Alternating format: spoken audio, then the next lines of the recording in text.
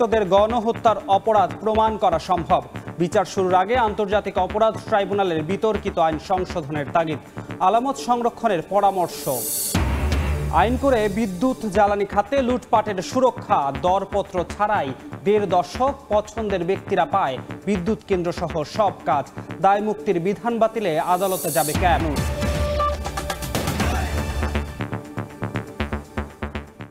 ভোরের সময় সঙ্গে আছি আমি ধ্রুব ব্যানার্জি। শেখ হাসিনা সহ জড়িতদের গণহত্যা ও মানবতা বিরোধী অপরাধ প্রমাণ করা সম্ভব, তবে আন্তর্জাতিক অপরাধ ট্রাইব্যুনালের বিতর্কিত আইন সংশোধনের আগে বিচার শুরু করা ঠিক হবে না বলে মনে করেন আইনজীবীরা। দেশি বিদেশি বিতর্ক এড়াতে আন্তর্জাতিক অপরাধ ট্রাইব্যুনালে দক্ষ বিচারপতি নিয়োগ, তদন্ত সংস্থা, প্রসিকিউশন টিম ঢেলে সাজাতে হবে। পাশাপাশি দ্রুত গণহত্যার আলামত সংগ্রহ এবং সংরক্ষণের তাগিদ তাদের। ঘটনায় হওয়া প্রতিটি মামলায় অভিযুক্ত করা হয়েছে সাবেক প্রধানমন্ত্রী শেখ হাসিনা, ওবায়দুল কাদের সহ তৎকালীন আওয়ামী লীগের মন্ত্রিসভার অনেক সদস্য এবং ১৪ দলের শরিকদের। কিন্তু বিদ্যমান ট্রাইব্যুনাল আইনে শেখ হাসিনা সহ জড়িতদের মানবতার বিরুদ্ধে অপরাধের বিচার কি সম্ভব? একসময় ট্রাইব্যুনালের আসামিপক্ষের আইনজীবী ছিলেন এমন দুজন জানান, আন্তর্জাতিক অপরাধ ট্রাইব্যুনালে ছাত্র জনতার উপর চালানো গণহত্যার বিচার সম্ভব, তবে বিচার শুরুর আগে সংশোধন করতে হবে আইন। কেননা এই আইনে বিচার নিয়ে অতীতে দেশে বিদেশে প্রশ্ন উঠেছিল। গণমানুষের মধ্যে এই ট্রাইব্যুনাল সম্পর্কে একটা নেতিবাচক ধারণা প্রতিষ্ঠিত হয়েছে তাদের অতীত কর্মকাণ্ডের জন্য। সেই ক্ষেত্রে এই আইনের সুনির্দিষ্ট কিছু সংশোধন হওয়া প্রয়োজন। ট্রাইব্যুনালের এই আইনগুলোর এই যে লিমিটেশনসগুলো আছে, এটা অর্ডিন্যান্স জারি করে দূর করা দরকার। হাজার হাজার মানুষ মারা গিয়েছে, হাজার হাজার মানুষ আহত হয়েছে, হাজার হাজার মানুষ এখনো হাসপাতালে কাতরাচ্ছে, হাজার হাজার মানুষ গুম হয়েছে, নিখোঁজ হয়েছে।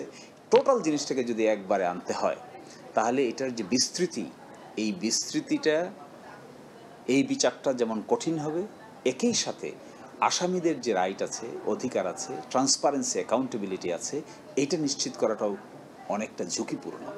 কিন্তু এটা নিশ্চিত না করে, এই আইন সংশোধন না করে বিচার করাটা ঠিক হবে বলে আমি মনে করি না। দক্ষ বিচারপতি নিয়োগ, তদন্ত সংস্থা, প্রসিকিউশন টিম পুনর্গঠনের পাশাপাশি দ্রুত গণহত্যার আলামত সংগ্রহ ও সংরক্ষণের তাগিদ দিয়েছেন তারা। কারা ভিকটিম, তাদের পোস্টমর্টম রিপোর্ট লাগবে, সুরতহাল রিপোর্ট লাগবে, কে কোথায় কিভাবে মারা গিয়েছে এগুলো লাগবে, সুনির্দিষ্টগুলিটা কে করেছে, সরকারি সিস্টেম অনুযায়ী এটা বের করতে হবে ওই সময় কে দায়িত্ব ছিল। ফলে এই সবগুলোই গভর্নমেন্টের মেকানিজমের মধ্য থেকে তরতাজা থাকতে এখনই সংরক্ষণ করার সময়। যদি এটি সংরক্ষণ করতে না পারে, তবে বিচার প্রক্রিয়ায় এভিডেন্স আসবে কোথা থেকে? যত দেরি হবে এই আলামত নষ্ট হতে থাকবে। এই যে হত্যাকারী যারা এই আমাদের বাচ্চা ছেলেদেরকে এভাবে মারলো, সাধারণ মানুষকে মারলো, তাদের এই এভিডেন্সগুলো দুর্বল করে ক্রমাগত নষ্ট করার মাধ্যমে আসলে বিপ্লবের মূল চেতনাটাকে কিন্তু নষ্ট করছেন। বিচ্ছিন্ন মামলা করে গণহত্যা বা মানবতা বিরোধী অপরাধের বিচার করা সম্ভব নয় বলেও জানিয়েছেন আইনজীবীরা।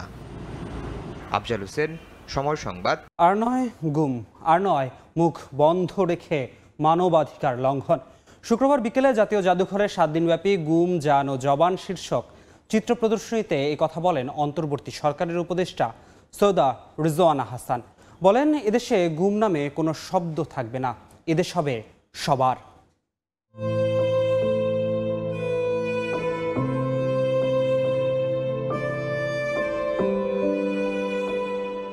গুম হয়ে যাওয়া সন্তানের ছবি বুকে জড়িয়ে মায়ের আর্তনাদ, হারিয়ে যাওয়া বাবাকে ছাড়া একমাত্র সন্তানের বেড়ে ওঠা, বৃদ্ধ বাবার কষ্ট থেকে গুমের যন্ত্রণা, সবই ফুটে উঠেছে স্থির চিত্রে। দীর্ঘদিনের চাপা কান্না আর আর্তনাদের গল্প মানুষকে জানাতে শুক্রবার বিকেলে জাতীয় জাদুঘরে গুমের শিকার ব্যক্তিদের পরিবারের সদস্যদের সংগঠন মায়ের ডাকের আয়োজনে শুরু হলো 7 দিনব্যাপী গুম, জান ও জবান শীর্ষক চিত্র প্রদর্শনী। প্রথম দিনেই দর্শকদের উপস্থিতি ছিল চোখে পড়ার মতো। সাধারণ মানুষের পাশাপাশি এসেছেন গুমের শিকার ব্যক্তিদের পরিবারের অসহায় সদস্যরাও। অনেকের প্রিয়জনের দেখা নেই প্রায় 1 যুগ, তবুও এখনও তাদের চোখে প্রিয়জনকে ফিরে পাওয়ার তীব্র বাসনা। তার দোষ অপরাধ ছিল তিনি দল করতেন, বিএনপি করতেন, বিএনপিকে ভালোবাসতেন। সে অপরাধী তাকে গুম করা হয়েছে। সংবাদকর্মীরা ওরা এত কষ্ট করছে আমাদের জন্য, এটা ভাষায় প্রকাশ করতে পারবো না, কিন্তু ওরা সংবাদটা প্রকাশ করতে পারে না।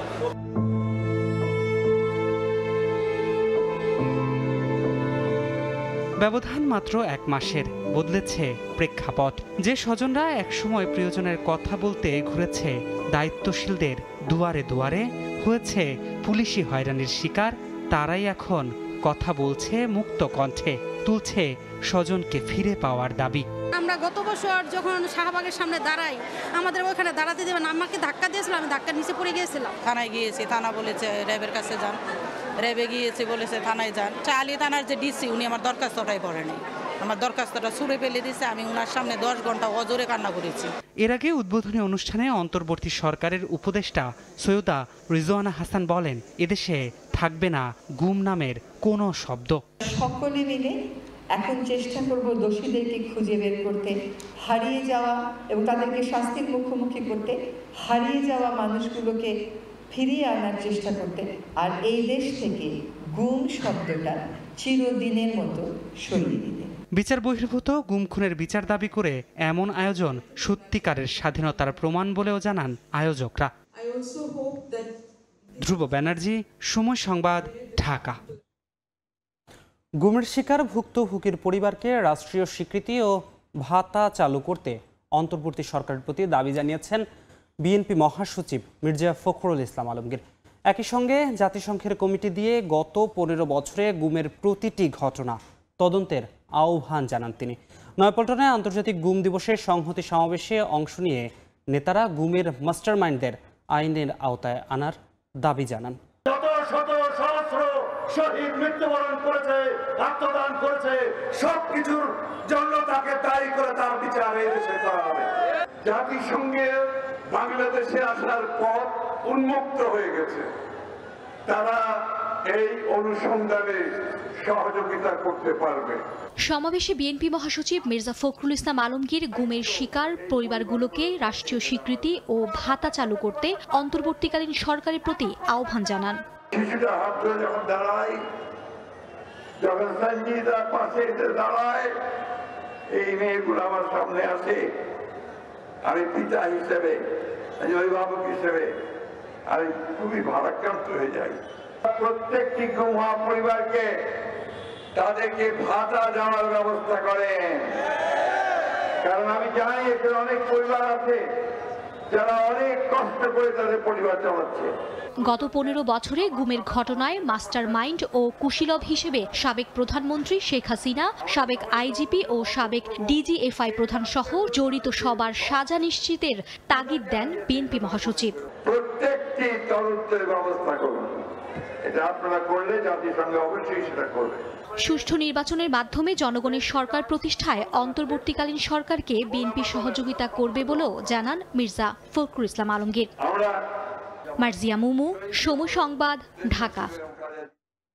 গত 1.5 দশকে বিদ্যুৎ জ্বালানি খাতে সব লুটপাটের সুরক্ষা দিয়েছে বিদ্যুৎ ও জ্বালানির দ্রুত সরবরাহ বৃদ্ধি আইন, যার মাধ্যমে উন্মুক্ত দরপত্র ছাড়াই পছন্দের ব্যক্তি বা প্রতিষ্ঠানকে বিদ্যুৎ কেন্দ্র, এলএনজি টার্মিনাল সহ বিভিন্ন অবকাঠামো তৈরির কাজ ও ক্রয়াদেশ দেওয়া হয়। দায়মুক্তির এই আইন বাতিলে এবার উচ্চ আদালতে যাচ্ছে ভোক্তা অধিকার সংগঠন ক্যাব। ফারুক ভুইয়া রবিনের রিপোর্ট। বিদ্যুৎ জ্বালানি খাতে চরম সংকটের সুযোগে 2010 সালে জাতীয় সংসদে পাশ করা হয় বিদ্যুৎ ও জ্বালানির দ্রুত সরবরাহ বৃদ্ধি আইন। শুরুতে 2 বছরের জন্য করা হলেও পরে আইনটির মেয়াদ বাড়ানো হয় দফায় দফায়। প্রতিবারই তীব্র হয় বিশেষজ্ঞ মহল থেকে প্রতিবাদের সুর, কিন্তু সেসবে সায় না দিয়ে সবশেষ 2021 সালে 4র্থ দফায় আনা হয় আইনটির সংশোধনী। বিশেষ বিধানের মেয়াদ বাড়ানো হয় 2026 সাল পর্যন্ত। দায়মুক্তি আইন হিসেবে পরিচিত পাওয়া এই বিশেষ বিধান নিয়ে প্রশ্ন উঠছে নানা কারণেই। আইনটিকে ঢাল করে গত 1.5 দশকে নিজেদের পছন্দের ব্যক্তি ও প্রতিষ্ঠানকে ইচ্ছে মতো কাজ দেওয়া হয় কোনো রকম টেন্ডার বা প্রতিযোগিতা ছাড়াই। স্বচ্ছতাকে পাশ কাটানো এই প্রক্রিয়ায় নির্মাণ করা হয় শতাধিক বিদ্যুৎ কেন্দ্র, এলএনজি টার্মিনাল সহ বিদ্যুৎ জ্বালানি খাতের ছোট বড় প্রায় সব অবকাঠামো। সবচেয়ে বিতর্কিত এ আইনের 9 ও 10 নম্বর ধারা। এ দুটি ধারার মাধ্যমে অনুমোদন কিংবা ক্রয় প্রক্রিয়ায় অনিয়ম দুর্নীতি হলেও তা নিয়ে আদালতে প্রশ্ন তোলার সুযোগ বন্ধ করে দেওয়া হয়, যা বিদ্যুৎ জ্বালানি খাতকে আরও অস্বচ্ছ, স্বেচ্ছাচারী, লুণ্ঠনমূলক ও জবাবদিহিতাহীন খাতে পরিণত করে বলে মনে করেন বিশেষজ্ঞরা। প্রতিযোগিতাহীন, লুণ্ঠনমূলক, অসাধু ব্যবসায়ী, বিনিয়োগকারীদেরকে প্রোটেকশন দিয়েছে এই আইনের আওতায়। সেটাতে তারা যত খুশি তত ব্যয় করে তারা ব্যয় দেখিয়ে তারা তাদের মুনাফা বাড়াইছে, এইগুলো তারা করে এইভাবে লুণ্ঠনের অবাধ ক্ষেত্রে পরিণত করেছে জ্বালানি খাত। আইন করে যদি বেআইনি কাজ করা যায়, তাহলে যে আইন করে বেআইনি কাজ করা হলো সেই আইন করাটাও বেআইনি। অপরাধকৃত কার্যক্রমের দায়ে অপরাধীদের জ্বালানি অপরাধী গণ্য করে বিচারের আওতায় আনতে হবে। নির্বিচারে তারা পাওয়ার প্ল্যান্ট করতে পেরেছে। হ্যাঁ, এই আইনটা না থাকলে অত সহজে করতে পারতো না। নিজস্ব লোককে পাওয়ার প্ল্যান্টগুলো করার সুবিধা দিয়েছে, আর যেহেতু তাদের কাছে আইন ছিল, তারা একটার পর একটা পাওয়ার প্ল্যান্ট করে গেছে, তাদেরকে বাধা দেওয়ার কোনো লোক ছিল না। সরকারের পালাবদলে এখন আইনটির বৈধতা নিয়ে উচ্চ আদালতে যেতে চায় ভোক্তা অধিকার সংগঠন ক্যাব। সংগঠনটির আশা, আদালতে এ বিষয়ে প্রতিকার মিলবে। এটা বাতিল করার জন্য কনজিউমার অ্যাসোসিয়েশন আদালতে যাবে। এরকম একটা গণবিরোধী আইন সরকার নিজেই তার প্রয়োগ স্থগিত করে দিচ্ছে, তার কনসিকুয়েন্স স্বীকার করছে। সেই আইন তো আর থাকতে পারে না। শাসন বিভাগ থেকে তো এই আইনের পক্ষে কোনো অজুহাতেই দাঁড়াতে আসবে না। সুতরাং এই আইন বাতিল অবশ্যম্ভাবী এবং অবধারিত। ছাত্র জনতার অভ্যুত্থানে গঠিত হওয়া অন্তর্বর্তী সরকার এরই মধ্যে স্থগিত করেছে আইনটির কার্যকারিতা। ফারুক ভিয়া, রবিন, সময় সংবাদ, ঢাকা। সরকার পতনের পর জনরোষে পড়ার শঙ্কায় গা ঢাকা দিয়েছেন খাগড়াছড়ি জেলা পরিষদের চেয়ারম্যান ও 14 সদস্য। এতে উন্নয়ন প্রকল্প বাস্তবায়নে স্থবিরতা দেখা দিয়েছে। এদিকে 24টি খাতে নিয়োগ, বদলি ও উন্নয়ন প্রকল্পে বিপুল টাকা লোপাটের অভিযোগ তাদের বিরুদ্ধে। দুর্নীতিতে জড়িতদের বিচারের দাবি সুশীল সমাজের। মিনি পার্লামেন্ট হিসেবে পরিচিত খাগড়াছড়ি পার্বত্য পরিষদ, ব্যস্ততম এই অফিসে এখন শুনশান নীরবতা। শেখ হাসিনা সরকারের পতনের পর জনরোষে পড়ার আশঙ্কায় জেলা পরিষদের চেয়ারম্যান ও 14 সদস্য সবাই গা ঢাকা দিয়েছেন। কর্মকর্তা কর্মচারীরা রুটিন মাফিক অফিস করলেও নেই কর্মচঞ্চলতা। প্রভাবশালী দলীয় নেতাকর্মীদের আনাগোনাও চোখে পড়ে না। চেয়ারম্যান ও সদস্যরা না থাকায় পার্বত্য জেলা পরিষদ ও হস্তান্তরিত 24টি খাতের কাজ ব্যাহত হচ্ছে বলে স্বীকার করেছেন পরিষদের কর্মকর্তারা। টাইম মতো অফিস করি, কিন্তু আমাদের জেলা পরিষদে কোনো চেয়ারম্যানও নাই, কোনো সদস্য নাই। সাধারণ কমাইয়ে কার্যক্রম ওইভাবে কম, যেগুলা মনে করেন আমাদের চেয়ারম্যান মধ্যে থাকে, সেগুলা পরবর্তী নির্দেশনা পেলে আমরা সেভাবে কাজ করতে পারবো। অফিসটা শুধু কর্মকর্তা কর্মচারীদের তারাই পরিচালিত হয় না, এখানে যে জনপ্রতিনিধি আছে আমাদের ছাড়া তো সব কাজ কমপ্লিট হয় না। এদিকে গত 15 বছর টানা ক্ষমতায় থাকায় খাগড়াছড়ি জেলা পরিষদের চেয়ারম্যান ও সদস্যদের বিরুদ্ধে ক্ষমতার অপব্যবহার করে খাদ্যশস্য লোপাট, সরকারি জমি দখল, টেন্ডারবাজি, অর্থের বিনিময়ে প্রাথমিক শিক্ষা, স্বাস্থ্য, কৃষি ও যুব উন্নয়ন সহ বিভিন্ন খাতে নিয়োগ বাণিজ্যের অভিযোগ উঠেছে। হাজার কোটি টাকা আত্মসাৎ ও বাড়ি-গাড়ি সহ সম্পদের পাহাড় গড়েছেন তারা। তদন্ত সাপেক্ষে এসব অপরাধে জড়িতদের বিচার দাবি করেছেন সুশীল সমাজের প্রতিনিধিরা। জেলা পরিষদে যে লাগামহীন দুর্নীতি, স্বজনপ্রীতি, আত্মীয়করণ হয়েছে, সেইগুলো তদন্ত হওয়া উচিত।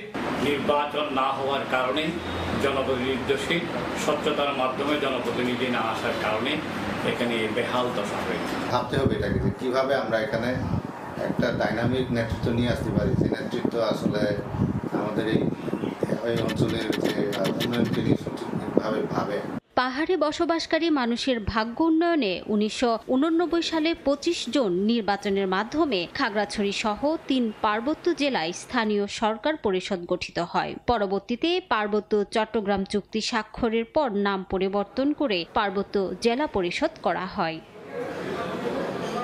সময় টানা 9ম দিনের মতো শুক্রবারও চলে বৈষম্যবিরোধী ছাত্র আন্দোলনের গণত্রাণ সংগ্রহ কার্যক্রম। শিক্ষার্থীদের পাশাপাশি স্বেচ্ছাশ্রম দিয়েছেন বিভিন্ন শ্রেণী পেশার মানুষ। কাপড়ের পরিবর্তে নগদ অর্থ ও চাল ডাল সহ রান্নার প্রয়োজনীয় সামগ্রী নিয়ে আসার আহ্বান বৈষম্যবিরোধী ছাত্র আন্দোলনের। টানা 9 দিন ধরে ঢাকা বিশ্ববিদ্যালয়ের টিএসসিতে গণত্রাণ সংগ্রহ কর্মসূচিতে স্বেচ্ছাশ্রম দিচ্ছেন ওমর ফারুক। কখনো বৈষম্য বিরোধী ছাত্র আন্দোলনের সমন্বয়কদের নির্দেশনা জানিয়ে দিচ্ছেন অন্য সবাইকে, আবার কখনো নিজেই টানছেন ত্রাণ সামগ্রী। পুরো দেশটাকে আমি আমার ফ্যামিলি মনে করে ফেলেছি, এই জন্য এটা আমার জন্য, আমার ফ্যামিলির জন্য যা করা দরকার আমি তাই করতেছি। শুধু ওমর ফারুক নন, টিএসসিতে ত্রাণ কার্যক্রমে যারা স্বেচ্ছাসেবক হিসেবে যোগ দিয়েছেন তাদের সবারই গল্প প্রায় একই রকম। তরুণদের পাশাপাশি মানবিক এই বিপর্যয়ে স্বেচ্ছাশ্রম দিচ্ছেন অনেক জ্যেষ্ঠ নাগরিকও। আমি এই বিশাল মহৎ কাজে আমি যে অংশগ্রহণ করতে পারছি সেই জন্য আমি গর্বিত আর কি। ছেলেদের কাজকর্ম দেখে আমাদের মনে আশা জাগছে যারা একটা নতুন পৃথিবী, নতুন বাংলাদেশ তারা করতে পারবে। দেশের দক্ষিণ পূর্বাঞ্চলের ভয়াবহ বন্যায় বিপর্যস্ত মানুষের সহায়তায় টিএসসি যেন হয়েছে ত্রাণের বন্দর, যেখানে ত্রাণ দিতে আসা নানা বয়সী মানুষের প্রচেষ্টাও হৃদয়ে ছুঁয়ে যায় বাকিদের। স্কুলের টিফিনের টাকা বাঁচিয়ে সহায়তা দিতে আসা এই শিশু কিশোরদের গল্পটাও তেমনি। পরিশ্রমটা করছি এটা আসলে গায়ে লাগছে না, কারণ বন্যা ক্ষতিগ্রস্ত মানুষরা এর থেকে বেশি কষ্ট পাচ্ছে। না, কষ্ট পাচ্ছে, তাদের জন্য আমি কাজ করছি। আমাদের অনেকে যারা টাকা জমায় তারা আমাদের টাকা জমানো টাকা থেকে আমরা কিছু দিয়েছি। সকলে যে একসাথে মিলে কাজ করতেছে, এই দুর্যোগে আমরা ইনশাল্লাহ কাটিয়ে উঠব এবং পরবর্তীতে যে কোনো দুর্যোগে বা যে কোনো প্রয়োজনে বাংলাদেশের সকল সমস্যার সমাধানের জন্য ছাত্র জনতা সবসময় একসাথে কাজ করে যাবে। ত্রাণ সংগ্রহের বুথে দায়িত্ব পালনরতরা বলছেন এখন আর কাপড়ের প্রয়োজন নেই। শুকনো খাবারের পাশাপাশি চাল, ডাল ও আলু সহ রান্নার সামগ্রী নিয়ে আসার আহ্বান তাদের। যেহেতু পানি আস্তে আস্তে নেমে যাইতেছে, সেহেতু ভারী খাদ্যটার একটা সম্ভাবনা বেশি দেখা দিচ্ছে। আর দ্বিতীয়ত যে পুনর্বাসনের জন্য যে যে জিনিসগুলো দরকার সেগুলো লাগতেছে। প্রথমে আমরা পাঠাই হচ্ছে ডিসি অফিসে। ডিসি অফিস থেকে ইউনো এবং অন্যান্য যারা কর্মকর্তা আছেন এবং রেস্কিউ টিম আছেন, ফায়ার সার্ভিস আছেন, নৌবাহিনী আছেন, সেনাবাহিনী আছেন, তারা সকলে মিলে কাজগুলো করতেছেন। বন্যার পরেও পুনর্বাসন কার্যক্রম চালু রাখার কথা জানিয়েছে বৈষম্য বিরোধী ছাত্র আন্দোলন। শাকির আহমেদ, সময় সংবাদ, ঢাকা। বন্যার্তদের সহায়তায় আসুন্নাহ ফাউন্ডেশনের ত্রাণ তহবিলে জমা হওয়া টাকার পরিমাণ 100 কোটি ছাড়িয়েছে। বিকেলে সংবাদ সম্মেলন করে সাংবাদিকদের একথা জানান ফাউন্ডেশনের চেয়ারম্যান শেখ আহমদুল্লাহ। এ সময় তিনি আরও জানান প্রায় 17 কোটি টাকার ত্রাণ সামগ্রী এরই মধ্যে কিনেছে আসুন্নাহ ফাউন্ডেশন। আল্লাহ তাআলার অশেষ অনুগ্রহে সাধারণ মানুষের আস্থায় আমাদের ত্রাণ তহবিলের টাকা 100 কোটি ছাড়িয়েছে। যে বন্যার পানি শুকিয়ে গেলেই কিন্তু মানুষের কষ্ট শেষ হওয়া নয়, বরং অনেক কষ্ট তখন শুরু হয় নতুন করে। বিশেষ করে যারা ছোট ছোট ব্যবসার উপরে ডিপেন্ডেন্ট ছিল, সেগুলো শেষ হয়ে গেছে, তারা নতুন করে দাঁড়াতে আরও সময় লাগবে। তারা যেন দাঁড়াতে পারে এবং 15 দিন 20 দিন যাতে অ্যাটলিস্ট তারা আরও চলতে পারে, সেজন্য আমরা 1 লক্ষ পরিবারকে 25 কেজির করে চাউলের বস্তা দেব। সময় বিশ্বমানের প্রযুক্তির সকল সুবিধা। তৈরি পোশাক খাতের শ্রমিকদের চলতি মাসের বেতন ভাতা পরিশোধে অন্তর্বর্তী সরকারের কাছে স্বল্প সুদের ঋণ চায় বিজিএমইএ। বাংলাদেশ ব্যাংকের গভর্নরের কাছে দেওয়া চিঠিতে ঋণ ছাড়াও সংকট উত্তরণে আরও 4 ধরনের সহযোগিতা চেয়েছে সংগঠনটি। সাক্ষাৎপুর ক্যামেরায় বিস্তারিত জানাচ্ছেন কমল দেব। কোভিড পরবর্তী রাশিয়া ইউক্রেন যুদ্ধসহ বিশ্বমন্দা পরিস্থিতিতে গত 2 বছরের বেশি সময় ধরে সংকটে ভুগছিল দেশের তৈরি পোশাক খাত। এর মধ্যে নতুন করে যুক্ত হয় রাজনৈতিক অস্থিরতা। বিজিএমইএ নেতারা বলছেন রাজনৈতিক অস্থিরতায় অনেক অর্ডার চলে গেছে প্রতিযোগী বিভিন্ন দেশে, এমনকি আগের অর্ডারের অনেক পণ্য বাড়তি খরচে এয়ার শিপমেন্ট করতে হয়েছে। তৈরি পোশাক খাতের ধারাবাহিক চ্যালেঞ্জগুলো এমন এক জায়গায় চলে গেছে, বেশ কিছু প্রতিষ্ঠান আসলে চালানোটাই কঠিন হবে। তো এই অবস্থায় আসলে আমরা সরকারের সবসময় নীতি সহায়তা আমরা চাই। আন্দোলন ও কারফিউ ঘিরে জুলাই মাস থেকে চরম সংকটে পড়ে পোশাক খাত। সরকার পতনের পর একে একে খুলেছে সব কারখানা, তবে শ্রমিকদের বেতন ভাতা পরিশোধে অনেক গার্মেন্টস মালিক সংকটে পড়েছেন বলে দাবি বিজিএমইএর। দেশে যদি অস্থিরতা থাকে, বায়ারদের মধ্যে একটা আতঙ্ক বিরাজ করে, সেই আতঙ্কের পরিপ্রেক্ষিতে আমরা এখন দেখতে পাচ্ছি আমাদের ইনকোয়ারিগুলো কম আসছে। তবে আমরা আশা করছি ডক্টর ইউনূস সাহেবের ভাবমূর্তির কারণে এই ইমেজ সংকট আমরা কাটিয়ে উঠব। এই অবস্থা থেকে উত্তরণে বাংলাদেশ ব্যাংকের গভর্নরের কাছে 5 ধরনের সহযোগিতা চেয়ে চিঠি দিয়েছে বিজিএমইএ। শ্রমিকদের চলতি মাসের বেতন ভাতা পরিশোধে স্বল্প সুদের ঋণ, ইডিএফ ফান্ড থেকে ঋণ সুবিধা এবং কিস্তির সংখ্যা 3 থেকে বাড়িয়ে 6টি করার আবেদন জানানো হয়েছে। স্যালারিটা যাতে আমাদের একটা লোন সফট লোন আকারে দেয়, যেটা আমরা 12 মাসে আমরা কিস্তি আকারে শোধ করব। বাংলাদেশের মধ্যে সবচেয়ে বেশি কিন্তু আরএমজির এলসি হয় কিন্তু ইসলামী ব্যাংকে, ওটা যাতে চালু করা হয়। এবং দ্বিতীয়ত হচ্ছে যে আমরা যারা ইডিএফ এ এলসি করি এবং ইডিএফ এর এলসি ফ্যাসিলিটিটা যাতে ঠিক রাখা হয়। দেশের 8টি ইপিজেডের 600 গার্মেন্টস কারখানা ছাড়াও ঢাকা, গাজীপুর এবং নারায়ণগঞ্জে স্বতন্ত্র গার্মেন্টস রয়েছে 2100টি, আর চট্টগ্রামে রয়েছে 464টি গার্মেন্টস। সারা দেশে গার্মেন্টস শ্রমিকের সংখ্যা প্রায় 45 লাখ। 3 দশকের বেশি সময় ধরে বাংলাদেশের রপ্তানি আয়ের শীর্ষস্থানে রয়েছে তৈরি পোশাক খাত। আবার এই পোশাক খাতকেই পড়তে হয়েছে নানামুখী জটিলতায়। চলতি বছরের 8 মাসে অন্তত 2 মাস উৎপাদন বন্ধ ছিল গার্মেন্টস কারখানায়। আর এই ক্ষতি পুষিয়ে নিতে সরকারের প্রণোদনার কোনো বিকল্প দেখছেন না গার্মেন্টস ব্যবসায়ীরা। চট্টগ্রামের বায়েজিদ শিল্পাঞ্চল থেকে কমল দে, সময় সংবাদ। পদ্মা সেতু প্রকল্পে 1835 কোটি টাকা সাশ্রয় করেছে অন্তর্বর্তী সরকার। ভালো সরকার থাকলে পুরো প্রকল্পের ব্যয় আরও কমিয়ে আনা যেত বলে মন্তব্য করেছেন সড়ক পরিবহন ও সেতু উপদেষ্টা মোহাম্মদ ফজল কবির খান। পদ্মা সেতু পরিদর্শন শেষে শুক্রবার শরীয়তপুরের জাজিরা প্রান্ত থেকে সাংবাদিকদের একথা বলেন তিনি। শেখ হাসিনা সরকার পদ্মা সেতু নির্মাণে ব্যয় ধরেছিল 32,605 কোটি 52 লাখ টাকা। তবে ব্যয় সংকোচন নীতি প্রয়োগ করে খরচ কমিয়ে আনল অন্তর্বর্তী সরকার। 1,825 কোটি টাকা সাশ্রয় করে প্রকল্পের নতুন ব্যয় ধরা হলো 30,770 কোটি 14 লাখ টাকা। এর মধ্যে মূল সেতুতে 530 কোটি, নদী শাসনে 80 কোটি, সংযোগ সড়ক ও সার্ভিস এরিয়ায় 178 কোটি, মূল্য সংকোচনে 500 কোটি এবং ভূমি অধিগ্রহণ সহ অন্যান্য খাতে 100 কোটি টাকা করে ব্যয় কমানো হয়েছে। শুক্রবার পদ্মা সেতু পরিদর্শন শেষে শরীয়তপুরের জাজিরা প্রান্তে সাংবাদিকদের সঙ্গে কথা বলেন সড়ক পরিবহন ও সেতু উপদেষ্টা মোহাম্মদ ফজল কবির খান। এ সময় তিনি জানান, বিগত সরকার সঠিক নীতিতে থাকলে পদ্মা সেতুর প্রকল্পের ব্যয় আরও কম হতো।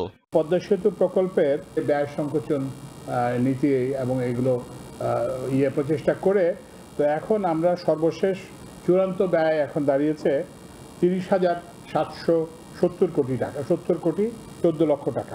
এটা থেকে আপনারা যেটা বুঝতে পারেন যে আমাদের এখানে যদি ভালো সরকার থাকতো তাহলে হয়তো আমরা পদ্মা সেতু আরো অনেক কম ব্যয় করতে পারতাম। সাংবাদিকদের সঙ্গে আলাপকালে উপদেষ্টা আরো জানান, কোন সিন্ডিকেট এখন থেকে আর পৃষ্ঠপোষকতা পাবে না। যারা সৎভাবে ব্যবসা করতে চান তাদের উন্মুক্ত টেন্ডারে অংশ নিতে হবে বলেও জানান সড়ক পরিবহন ও সেতু উপদেষ্টা।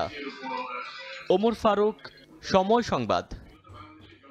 এলজিআরডি উপদেষ্টার সঙ্গে কথা বলে দুর্গাপূজার আগে হরিজন সম্প্রদায়ের বাসস্থানের সমস্যা সমাধানের চেষ্টা করা হবে বলে জানিয়েছেন ক্রীড়া ও কর্মসংস্থান উপদেষ্টা আসিফ মাহমুদ।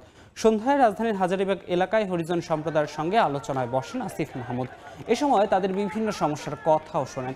পরে সাংবাদিকদের বলেন, কোনো পেশাই ছোট নয়, তারা আছেন বলেই সুন্দর একটা শহর পেয়েছে সবাই।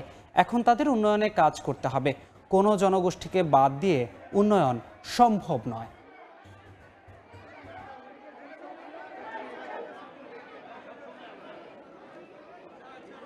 আমরা মনে করি যে কোনো পেশাই আসলে ছোট না, তারা এই পেশার দায় এই পেশাটা বেছে নিয়েছেন বলেই আমরা একটি সুন্দর শহর, সুন্দর একটি দেশ পাচ্ছি। ওনাদের দাবি ছিল যে সরকারের পক্ষ থেকে যে প্রতিশ্রুতি দেওয়া হয়েছিল 5টা ভবনে, যে 6টা ভবন নির্মাণ করা হয়েছে সেখানে ওনাদের থাকার ব্যবস্থা করে দেয়া, সেটা সুষ্ঠু নিয়মতান্ত্রিকভাবে কিভাবে করা যায় সে বিষয়ে আমি স্থানীয় সরকার বিভাগের সাথে স্থানীয় সরকার বিষয়ক উপদেষ্টা মহোদয় আছেন এবং সিটি কর্পোরেশনের প্রশাসক আছেন, তাদের সাথে কথা বলবো এবং দ্রুত ওনাদের এই দাবিগুলো যেন সবাইকে খুশি রেখে নিয়মতান্ত্রিকভাবে পূরণ করা যায় সে বিষয়ে ব্যবস্থা গ্রহণ করব।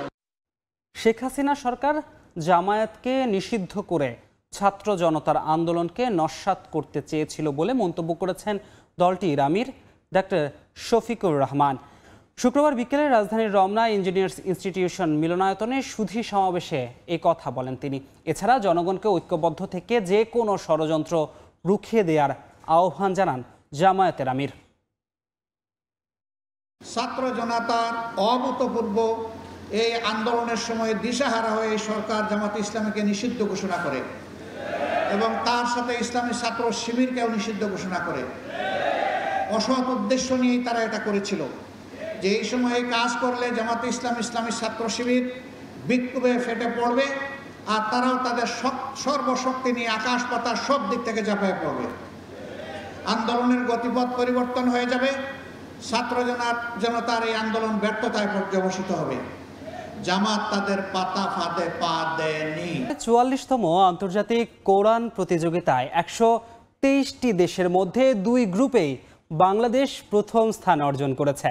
হাফেজ আনাস বিন আতিক ৩০ পারা গ্রুপে এবং হাফেজ মুয়াজ মাহমুদ ১৫ পারা গ্রুপে প্রথম স্থান অর্জন করেন। আলহামদুলিল্লাহিল্লাযী খালাকাস সামাওয়াতি ওয়াল আরদা ওয়া জাআলাল যুলুমাতি। সুরেলা কণ্ঠে একমনে পবিত্র কোরআন তেলাওয়াত করছেন হাফেজ মুয়াজ মাহমুদ। সদ্যই বিশ্বজয় করে দেশে ফিরেছেন তিনি। এই যাত্রায় পরাজিত করেছেন ১২৩টি দেশের ১৭৪ জন কোরআনের হাফেজকে। তবে একা নন, সঙ্গে ছিলেন আরেক সহচর হাফেজ আনাস বিন আতিক।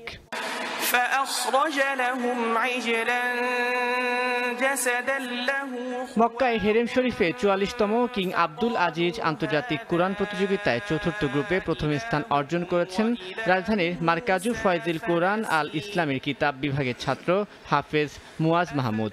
আর তৃতীয় গ্রুপে প্রথম স্থান অর্জন করেছেন মারকাজু তাহফিজের ছাত্র হাফেজ আনাস বিন আতিক।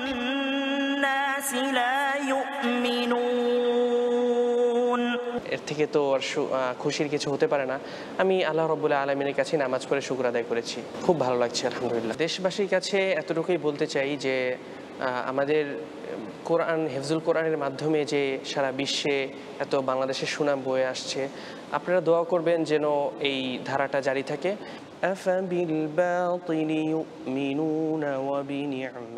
নিজের হাতে গড়া শিক্ষার্থীর এমন সাফল্যে উচ্ছ্বসিত মুয়াজের শিক্ষকও। আমি মনে করি এই কৃতিত্ব, এই অর্জন এটা বাংলাদেশের 18 কোটি মানুষের অর্জন এবং আরও ব্যাপক করে বলবো সারা পৃথিবীর তাওহীদি জনতার অর্জন এটা। পুরস্কার হিসেবে হাফেজ মুয়াজ মাহমুদ পেয়েছেন সম্মাননা ক্রেস্ট ও নগদ 50 লাখ টাকা, আর হাফেজ আনাস পেয়েছেন প্রায় 65 লাখ টাকা। তানভীর হাসান, সময় সংবাদ। 4 মাসের নিষেধাজ্ঞা শেষে রাঙামাটির কাপ্তাই হ্রদে মাছ শিকার শুরু হচ্ছে কাল। কর্মচাঞ্চল্য ফিরেছে জেলে পল্লীতে। নিষেধাজ্ঞার সুফল পাবেন মৎস্যজীবীরা, বলছেন কর্তৃপক্ষ। হেফাজত সবুজের তথ্য ও রাজীব দাস মুন্নার ছবিতে রিপোর্ট।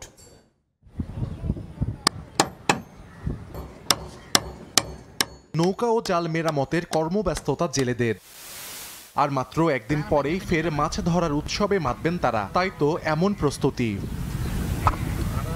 রাঙামাটির কাপ্তাই হ্রদে মাছ ধরায় 4 মাসের সরকারি নিষেধাজ্ঞা শেষ হচ্ছে শনিবার 31 আগস্ট মধ্যরাতে। রোববার সকাল থেকে মাছ শিকারে আবারও হ্রদে যাবেন মৎস্যজীবীরা। গর্জন নিয়ে ব্যবসা বাণিজ্য নামাইলে মনে করি আশা করি ভালো পরিস্থিতি ভালো হবে, মাছ টাছ ভালো হবে। বুট নৌকো সবগুলো লেটে করে অনেক টাকা খরচ হয়েছে। আশা যে প্রস্তুতি নিচ্ছি মাছ মারার। কষ্ট করি 4 মাস চলছি, এখন কল্লাই দিলে আর কি মানে একটু কষ্টটা একটু ইয়ে হবে আর কি, কমবে আর কি। জালগুলো ওগুলো ছিল মেরামত রেডি করছি, এখন বাদ বাকি তো উপরালা। পানিও ভালো বাড়ছে, যে আমরা আশা করতেছি যে এবার আমরা ভালো মাছ মারবো। নৌকা ভর্তি মাছ নিয়ে ঘাটে ফিরবেন জেলেরা। এতে আবারও কর্মচাঞ্চল্যতা ফিরবে জেলার সবচেয়ে বড় মৎস্য অবতরণ কেন্দ্র বিএফডিসি ঘাটে। এমন আশা নিয়ে মাছ অবতরণ এবং পরিবহন সংশ্লিষ্টরাও নিয়েছেন প্রস্তুতি। ট্রান্সপোর্ট যেগুলো মাছ পরিবহন করার জন্য প্রয়োজন এবং আমরা সেগুলো প্রস্তুতি নিয়েছি। ব্যবসায়ীরা আশা করতেছি মাছ ভালো ধরা পড়বে এবং বাজারও ভালো পাবো। 2 দফা বন্ধ বাড়াই দেওয়ার মাছও একটু বড় হয়েছে, সাবিলা মাছ বা কেসকি মাছ বড় হয়েছে। পানিটা যাক এখন ফুল হয়েছে, আশা করা যায় ব্যবসা ভালো হবে। কাপ্তাই হ্রদে কার্প জাতীয় মাছের প্রাকৃতিক প্রজনন ও পোনার বেড়ে ওঠা নিশ্চিতে 25 এপ্রিল থেকে 31 আগস্ট পর্যন্ত মাছ আহরণে দেয়া হয় নিষেধাজ্ঞা। এর সুফল পাবেন মৎস্যজীবীরা, আশা বিএফডিসি কর্তৃপক্ষের। লক্ষ্যমাত্রা অর্জন করতে যে পদক্ষেপগুলো গ্রহণ করা দরকার, আমরা সকল অংশীজনের সাথে আলোচনা করে সে ধরনের পদক্ষেপগুলো গ্রহণ করেছি। কাপ্তাই হ্রদে মাছ শিকার করে জীবিকা নির্বাহ করেন প্রায় 26,000 জেলে। এছাড়া অবতরণ কেন্দ্র এবং মাছ পরিবহনে যুক্ত প্রায় 1,500 শ্রমিক। বাংলাদেশ থেকে পর্যটক কমে যাওয়ায় কলকাতার নিউ মার্কেট এলাকার ব্যবসা অর্ধেকে নেমে গেছে। পর্যটক শূন্য হয়ে পড়েছে কলকাতার নিউ মার্কেট এলাকা। স্থানীয় ব্যবসায়ীদের দাবি, করোনার পর এত ভয়াবহ চিত্র দেখেননি তারা। বিস্তারিত জানাচ্ছেন সুব্রত আচার্য, ক্যামেরায় ছিলেন বিশ্বজিৎ দাস। পরিসংখ্যান বলছে 2023 সালে ভারতে রেকর্ড সংখ্যক বাংলাদেশি পর্যটক পা রেখেছিলেন। এর আগের বছরগুলোর তুলনায় 48% হারে বেড়েছিল পদ্মা পাড়ের মানুষের ভারতে আসার আগ্রহ। এতে পর্যটক নির্ভর অর্থনীতিও ফুলে ফেঁপে উঠতে শুরু করে।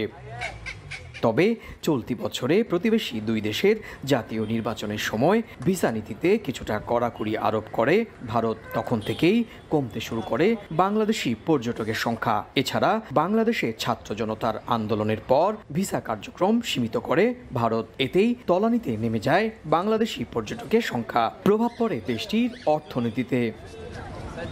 বিশেষ করে পশ্চিমবঙ্গের রাজধানী কলকাতার নিউ মার্কেট এলাকা, যেখানে বছরে কয়েক হাজার কোটি টাকার বাণিজ্য হয় শুধুমাত্র বাংলাদেশি পর্যটকদের আসা যাওয়াকে কেন্দ্র করে, সেই বাণিজ্যে রীতিমতো ভাটা পড়েছে। খাবার দোকান, শপিং মল, রাস্তাঘাট কার্যত ফাঁকা।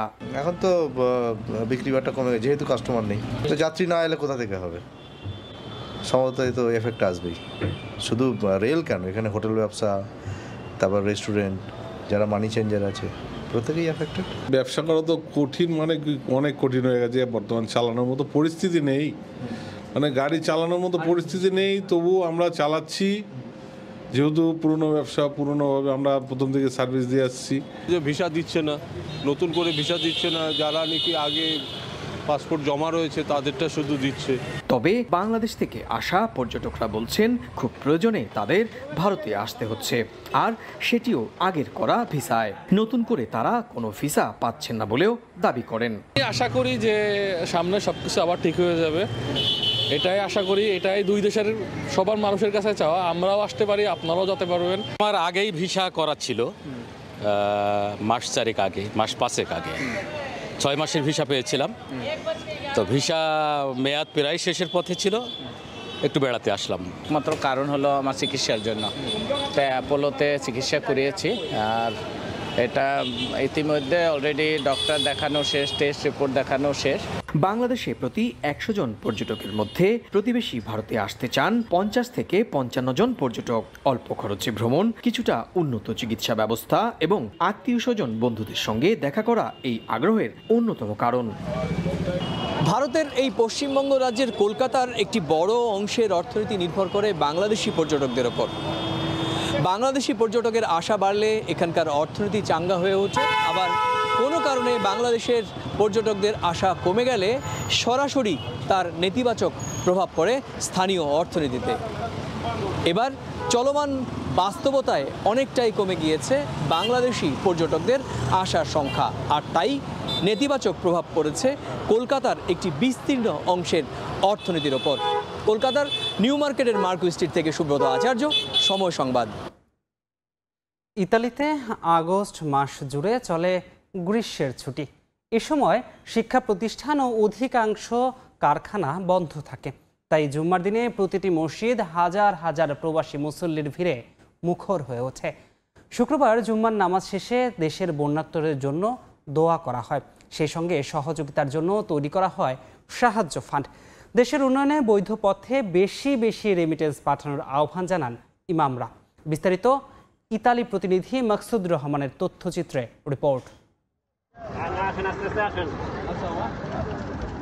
আগস্ট মাস আসলেই ইতালি সহ ইউরোপে বন্ধ হয়ে যায় কলকারখানা, স্কুল, কলেজ, বিশ্ববিদ্যালয়। এ সময় শুক্রবার জুম্মার নামাজে কানায় কানায় পূর্ণ হয়ে যায় ইতালির মসজিদগুলো। এবারও এর ব্যতিক্রম হয়নি। শুক্রবার ইতালির মসজিদগুলোতে ছিল মুসল্লিদের উপচে পড়া ভিড়। দেশটির বাংলাদেশি অধ্যুষিত এলাকায় মসজিদগুলোতে মুসল্লির ভিড় ছিল চোখে পড়ার মতো। নামাজ শেষে মোনাজাতে সাম্প্রতিক সময়ে বাংলাদেশের বন্যায় ক্ষতিগ্রস্ত মানুষের জন্য দোয়া করা হয়। সেই সঙ্গে বন্যার্তদের জন্য গঠন করা হয় সাহায্য ফান্ড, যা দেশের বন্যার্তদের খাদ্য সাহায্যে এবং পরবর্তীতে পুনর্বাসনের জন্য ব্যয় করা হবে। আমাদের বাংলাদেশে যারা বন্যা দুর্গত চলতেছে সেই জন্য আমরা সমস্ত বন্যাতবাসীদের জন্য দোয়া করেছি এবং আমরা এখানে একটা বন্যাতবাসীদের ত্রাণের জন্য একটা সাহায্যের ফান্ড উঠিয়েছি এবং আমরা সাহায্য করতেছি। আমি সমস্ত প্রবাসী ভাইদেরকে বলবো আপনারাও রেমিটেন্স পাঠিয়ে বাংলাদেশের জন্য সাহায্য করুন। জুম্মার দিনে সবাই আমাদের বাংলাদেশের যারা বন্যার্ত যারা আছেন তাদের জন্য দোয়া করতে এবং তার সাথে সাথে আমরা সবাইকে আহ্বান জানিয়েছি যার তৌফিক অনুযায়ী যাতে আমরা সাহায্য কালেকশন করে এই বন্যা দুর্গত মানুষদের জন্য প্রেরণ করতে পারি। ইউরোপে যুক্তরাজ্যের পর সবচেয়ে বেশি বাংলাদেশি প্রবাসীর বসবাস ইতালিতে।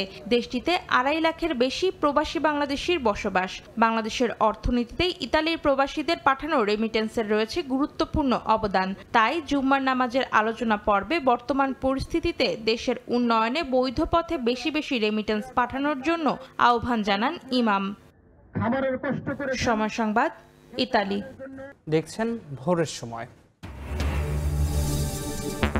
চ্যাম্পিয়ন্স ট্রফির আগে হাথুরু সিংহে বিদায় করা ঠিক হবে না বললেন সাবেক প্রধান নির্বাচক নান্নু। বিসিবির গঠনতন্ত্রের সংশোধনের দাবি। ইসরায়েলের দক্ষিণাঞ্চলে অবস্থিত 1700 বছরের পুরানো চিত্রশিল্প সমৃদ্ধ সমাধি উন্মোচনের প্রস্তুতি চলছে।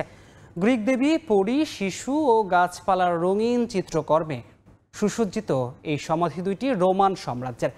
আগামী অক্টোবরে ইহুদিদের ছুটির দিন সাধারণ জনগণের পরিদর্শনের জন্য সুকোটে এই স্থানটি উন্মোচন করা হবে। ছবিতে দেখা যাচ্ছে পুরানো দিনের গ্রিক কৃষির দেবী দিমিতারকে। সিলিংয়ের কিছু অংশ জুড়ে রয়েছে পানির পাত্র ধরে রাখা জলপরি।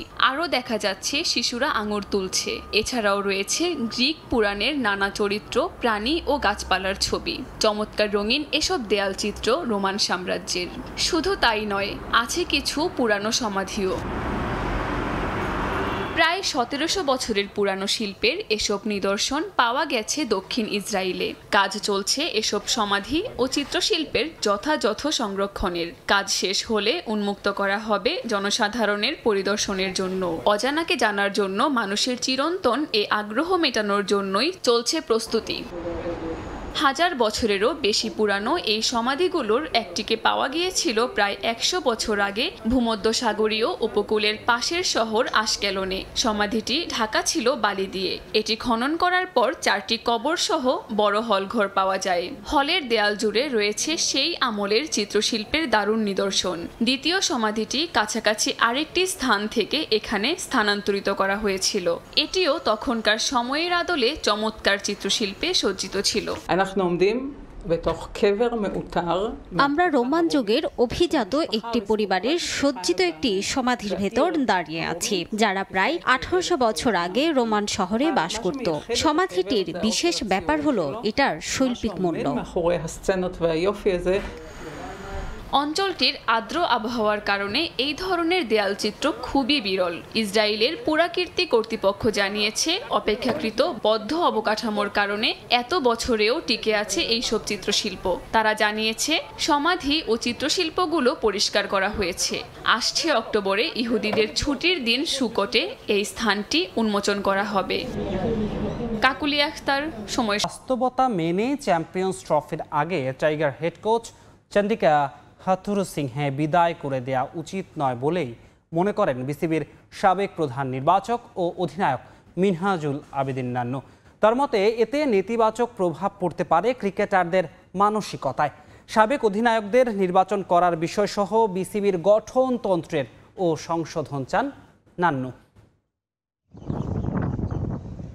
চান্ডিকা হাথুরু সিংহে থাকছেন নাকি থাকছেন না, আর না থাকলে তার বিকল্প কে? চ্যাম্পিয়ন্স ট্রফির মাস 5 আগে হেড কোচকে গুড বাই বলে দেওয়াটা কতটা যৌক্তিক? পাকিস্তান সিরিজ আর বোর্ড সভা ছাপিয়ে এই আলোচনাই এখন দেশে ক্রিকেটের টক অব দ্য টাউন।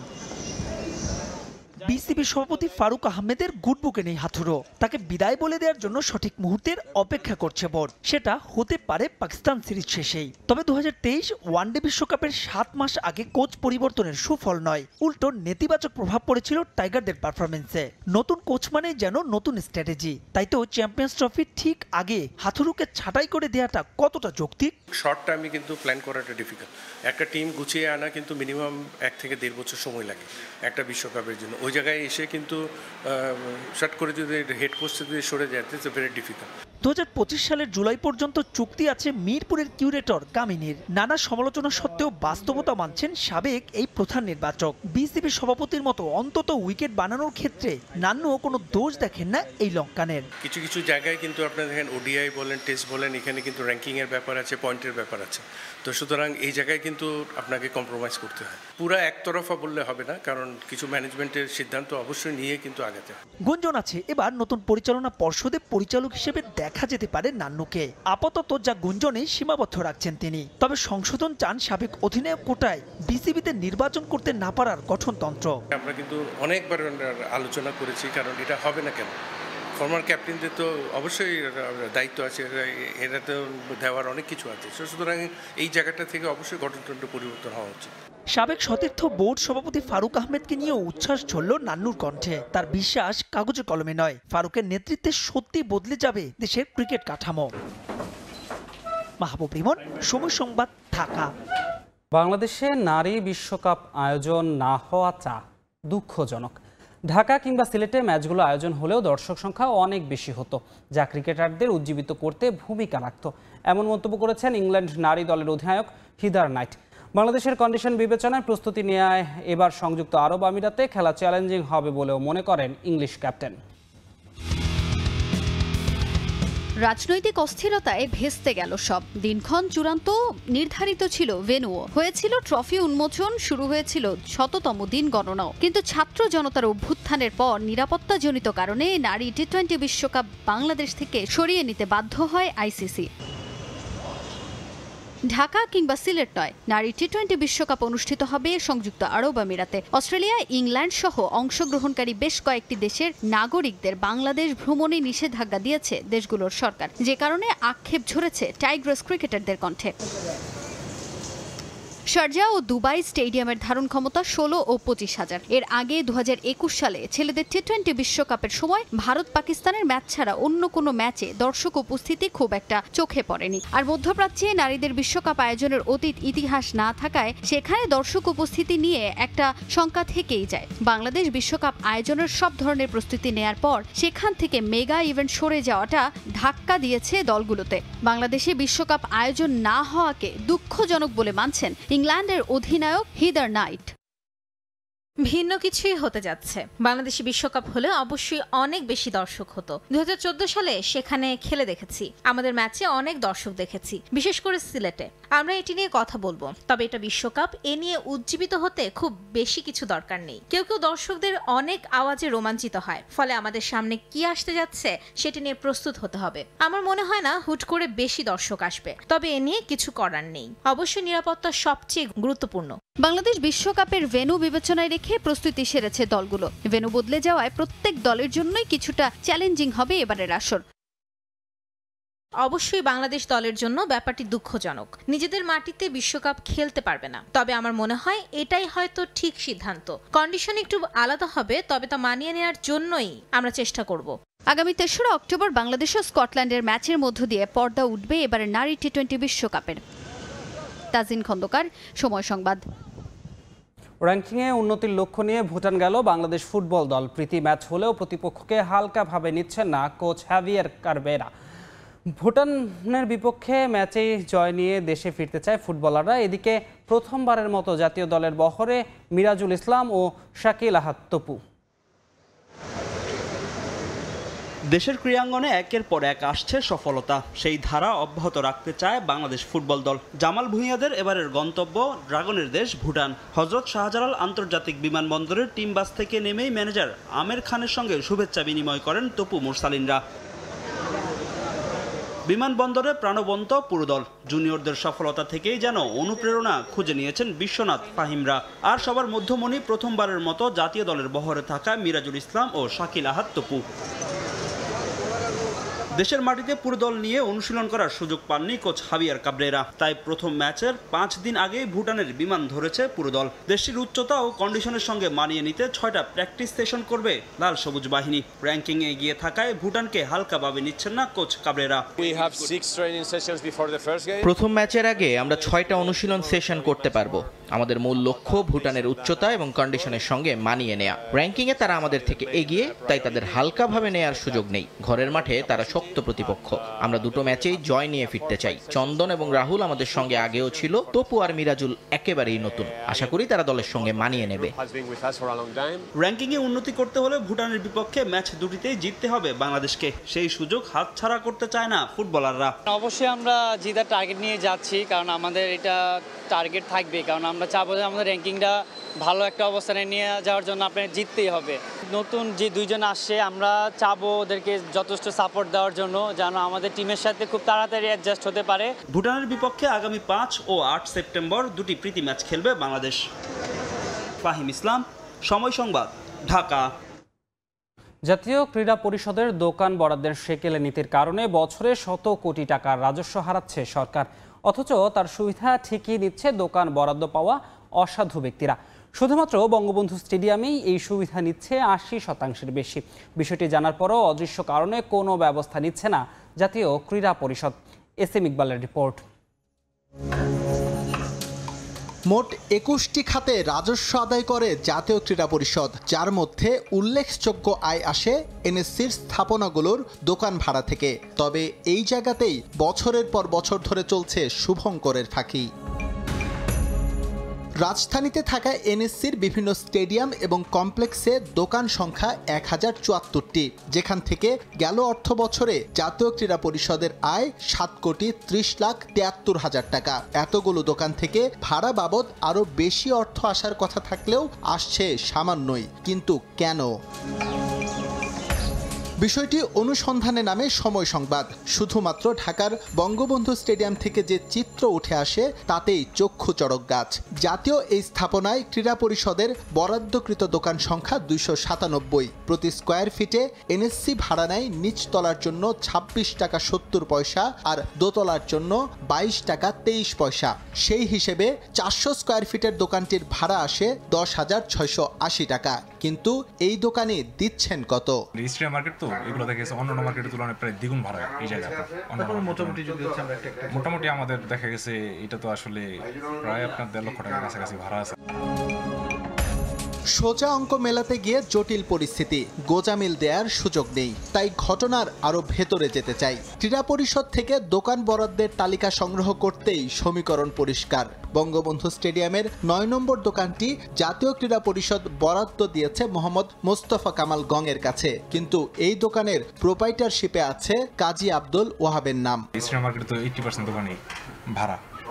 দেখা গেছে অনেক মালিক এই জায়গায় আপনার একজনের হাতে তার নাই এই জিনিসটা। যেভাবে নিয়ে যার কাছ থেকে অনেকে দেখা যায় আত্মীয় স্বজনের মাধ্যমে রিলেশন হয়ে একটু কমে ভাড়াটা নিতে পারে, বা দ্বিতীয় তৃতীয় পক্ষ হলে আরেকটু বেশি হয়। সাম্প্রতিক বিভিন্ন পরিস্থিতির কারণে ব্যবসার অবস্থা খুব একটা ভালো না, কিন্তু দোকান বরাদ্দ পাওয়া নামধারী এই ব্যবসায়ীদের অবস্থা রমরমা। ঘরে বসেই তাদের অ্যাকাউন্টে ঢুকছে লাখ লাখ টাকা। এবার অঙ্ক মিলিয়ে নেবার পালা।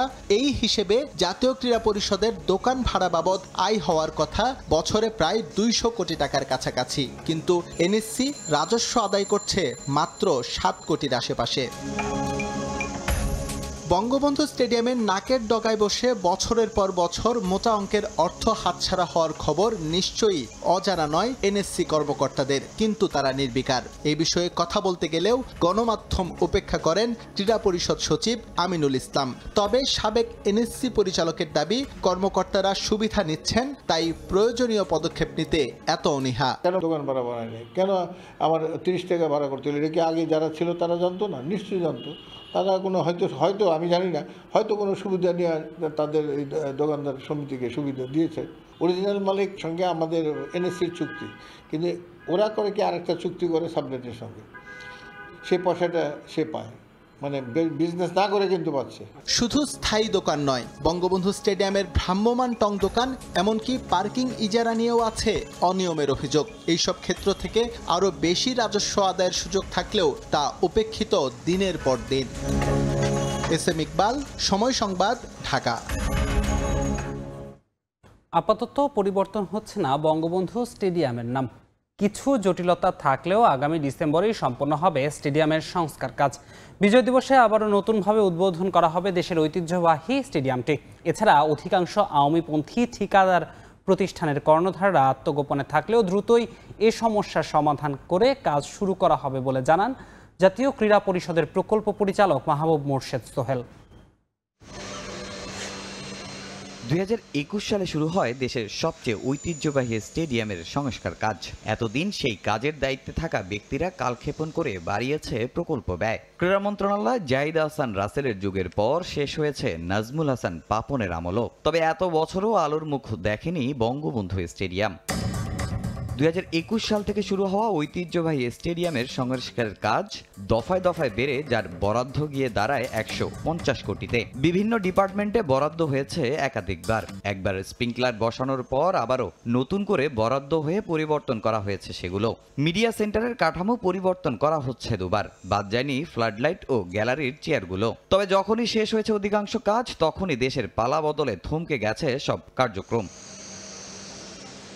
হাসিনা সরকারের পতনের পর আওয়ামীপন্থী বেশিরভাগ ঠিকাদার প্রতিষ্ঠানের কর্ণধাররা চলে গেছেন আত্মগোপনে। জব্দ করা হয়েছে জায়ান্ট স্ক্রিন, ডিজিটাল বোর্ড সহ সকল ইলেকট্রনিক্স, কাগজের দরপত্র পাওয়া সাবেক ছাত্রলীগ সভাপতি লিয়াকত শিকদার ও তার স্ত্রীর নামের প্রতিষ্ঠান কম্পিউটার ওয়ার্ল্ড বিডি প্রতিষ্ঠানের ব্যাংক অ্যাকাউন্ট। এ সকল কাজের জন্য তারা বরাদ্দ পেয়েছিলেন 13,67,00,000 টাকা।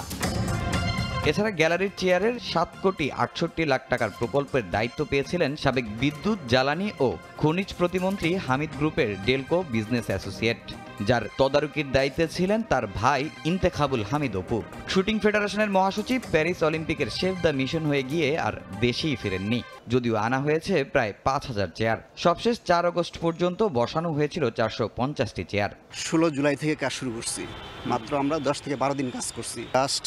কাজ হয়েছে আপনার 4 আগস্ট, 5 তারিখ থেকে আর কি আমাদের কাজ বন্ধ রাখি আর কি। তবে যত যাই হোক, নির্ধারিত সময়ের মধ্যে স্টেডিয়ামের কাজ সম্পন্ন করার কথা জানিয়েছেন জাতীয় ক্রীড়া পরিষদের নতুন দায়িত্ব পাওয়া প্রকল্প পরিচালক মাহবুব মোর্শেদ সোহেল, যদিও আসেননি ক্যামেরার সামনে। সময় সংবাদকে বলেছেন আগামী 16 ডিসেম্বরে উদ্বোধন করা হবে স্টেডিয়ামটি, আর নাম পরিবর্তনের ব্যাপারে সিদ্ধান্ত নেবেন বর্তমান ক্রীড়া উপদেষ্টা। তামিম হোসেন, সময় সংবাদ, ঢাকা।